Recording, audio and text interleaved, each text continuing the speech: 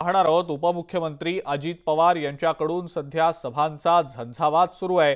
उद्यापासून आचारसंहिता सुरू होईल असं अजित पवार यांनी म्हटलेलं आहे।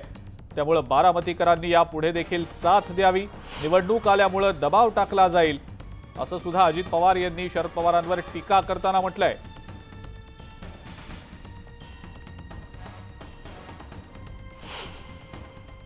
मित्रांनो, 2-1 दिवसामध्ये आचारसंहिता लागण्याची दाट शक्यता आहे आणि त्याच्यामुळे देशाचे पंतप्रधान देखील देशभरामध्ये अनेक महत्वाच्या कामांची उद्घाटन करतायत, भूमिपूजन करतायत, ऑनलाईन करतायत। आपलंही बारामती फलटण रेल्वेचं भूमिपूजन 2 दिवसापूर्वीच पंतप्रधान महोदयांनी केलं।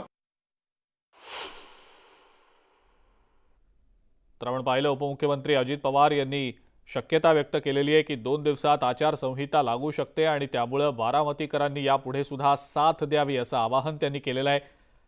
आचारसंहिता जर 2 दिवसात लागलीच तर या अनुषंगाने सगळेच राजकीय पक्ष सध्या कामाला लागलेत।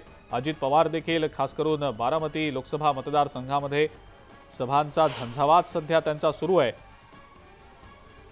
आणि बोलताना त्यांनी अशी शक्यता देखील व्यक्त केलेली आहे की 2 दिवसात आचारसंहिता लागू होण्याची शक्यता आहे।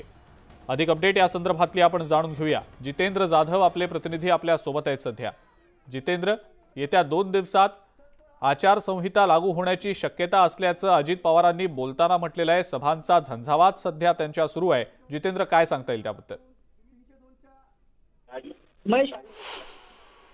गटाचे शरद पवार यांच्या बारामतीमध्ये 3 सभा झाल्या होत्या। त्याच पार्श्वभूमीवर आज आता बारामतीमध्ये अजित पवार यांचा संपूर्ण तालुक्यामध्ये दौरा आहे। आपण पाहिलं की सकाळी 6 वाजल्यापासून अजित पवार यांनी शहरातील विकास कामांची पाहणी केली। 7:30 वाजल्यापासून त्यांचा सभांचा धडाका सुरू झालेला आहे। 7:30 वाजता त्यांनी बारामतीच्या सहयोग सोसायटीमध्ये एक सभा केली, त्यानंतर डॉक्टर बाबासाहेब आंबेडकर वसाहतीमध्ये त्यांनी एक सभा केली आणि आता तिसरी सभा डॉक्टर मौलाना आझाद ट्रस्ट तर्फे मुस्लिम समाजाला जे प्रमाणपत्र कर्ज मंजुरीचे पत्रक वाटण्यात येणार आहे त्या ठिकाणी सभा सुरू झालेली आहे। आपण पाहतोय की सकाळी जी विकास कामांची पाहणी केल्यानंतर अधिकाऱ्यांना त्यांनी स्पष्ट निर्देश दिलेले आहेत की आता आपली भेट जी होईल हे मतदान झाल्यानंतरच होईल आणि ज्या थोड्याच वेळापूर्वी जी सभा झाली होती त्या सभेमध्ये देखील अजित पवारांनी स्पष्ट केलेलं आहे की येत्या 2 दिवसातच आचारसंहिता लागेल आणि लोकसभेची निवडणुकीच्या संदर्भात सर्व काही निर्देश दिले जातील। त्यामुळे आता आपण बघतोय की अजित पवार यांचा आज बारामती शहर असेल तालुक्यामध्ये विविध अशा 7 ते 8 सभा त्यांच्या आयोजित करण्यात आलेल्या आहेत आणि आपण पाहिलंय की शरद पवार यांनी जी अजित पवार यांच्यावर कडाडून टीका केली होती या टीकेला अजित पवार उत्तर देतात। बारामतीकरांनी यापुढे देखील साथ द्यावी असं आवाहन अजित पवारांनी केलेलं आहे। जितेंद्र, धन्यवाद आपण जी माहिती दिली त्याबद्दल। अजित पवार सध्या बोलतायत, आपण थेट जाऊया तिकडे। त्यानंतर खिमा, त्यानंतर मटण, बिर्याणी काय पाठवत असते। मी तिला बऱ्याचदा सांगतो की सारखं नको देताना 10-12 लोकांचं पाठवून देते। त्याच्यामध्ये अधिवेशन चालू असताना मग अनेक आमदार मंत्री माझ्याबरोबर ते जेवण जेवतात। सांगायचं तात्पर्य की आपण एक बारामतीमध्ये परिवार म्हणून एकमेकाला आधार देतो, एकमेकाचं काम करतो, एकमेकाला सहकार्य करतो। मागं मला पण तरन्नुम आपली भगिनी असली तरी तिला या नगरीचं उपनगराध्यक्षपद देण्याची संधी मिळाली। तिलाही चांगलं काम केलं। शेवटी समाजातल्या महिला असू द्यात, पुरुष असू द्यात, वडीलधारी असू द्यात, सगळ्यांचा आदर करणं, त्यांच्या कामामध्ये मदत करणं हे आपलं कर्तव्य आहे।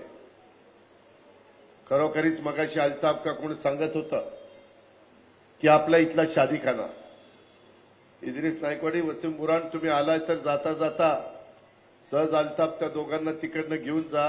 अतिशय बारामती शहराच्या वैभवामध्ये भर घालणारा असा दिमागदार शादीखाना आम्ही उभा केला। खूप अडचणी आल्या, कुठं करायचा, काय करायचं, अरे बापरे बापरे बापरे बापरे। कोणी म्हणायचं इकडंच करा, कोणी म्हणायचं तिकडंच करा, कोणी म्हणायचं असंच करा तसंच करा। काम करताना एवढ्या अनंत अडचणी येतात। जागेचा प्रश्न निर्माण झालेला होता, परंतु आता आम्ही तुम्हाला सगळ्यांना माहिती आहे नदी सुधार कार्यक्रम आपण हातात घेतलाय आणि त्याच्या शेजारी हा आपला शादीखाना उभा केलेला आहे। आपण पुढची महत्त्वाची बातमी बघूया। भाजपची दुसरी उमेदवार यादी जाहीर झाल्यानंतर राज्यामध्ये महायुतीच्या जागा वाटपासाठीच्या हालचालींना आता वेग आलेला आहे। दिल्लीमध्ये आज महायुतीची महत्त्वाची बैठक होतीये।